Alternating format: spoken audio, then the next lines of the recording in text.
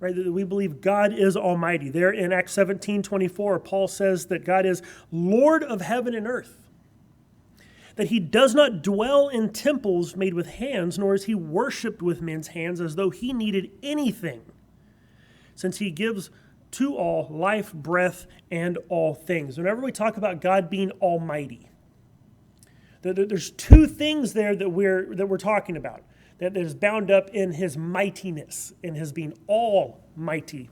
One refers to his power, the other is a reference to his authority. And by authority, we mean God's sovereignty. That's the theological word we use there. Basically, that means God's in charge. He transcends all things. He's the maker of all things. There's not something else out there he has to answer to. There is nothing and no one that is more mighty to God that he needs to answer to them, or that he is held accountable to them. It is his creation, his design, his rules, his way. There is no highway. God is sovereign. He is mighty. But we also, whenever we talk about God being almighty, it's a reference to his power, his omnipotence, that he is all-powerful. That means that God is capable of doing anything that power can accomplish and get done. Now, at this point, critics will usually bring up what's called the omnipotence paradox, and it's usually phrased as a question, the most common and famous one being, could God create a rock so big that even he couldn't lift it? The problem with this is it requires in thinking that God can do the logically impossible thing. That God is capable of doing things that are actually gibberish. See, logically impossible things, they're not really things at all.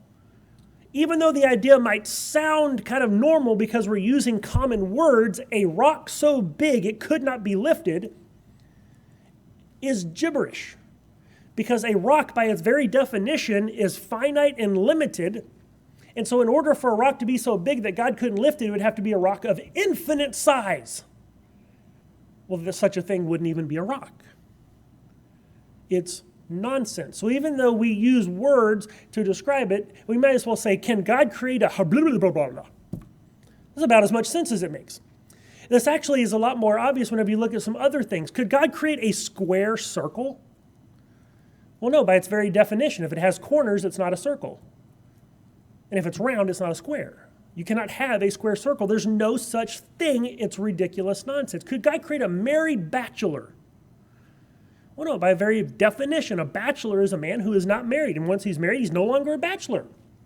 So to say that God cannot do these things is not a limitation on God. It's just a description that the idea you're putting forth, though it may use some common words, is actually nonsense.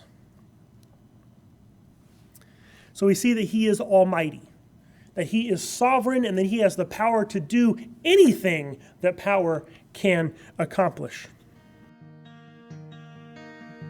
Lord, though I feel the darkness come, I will not fear. You've ransomed me with blood.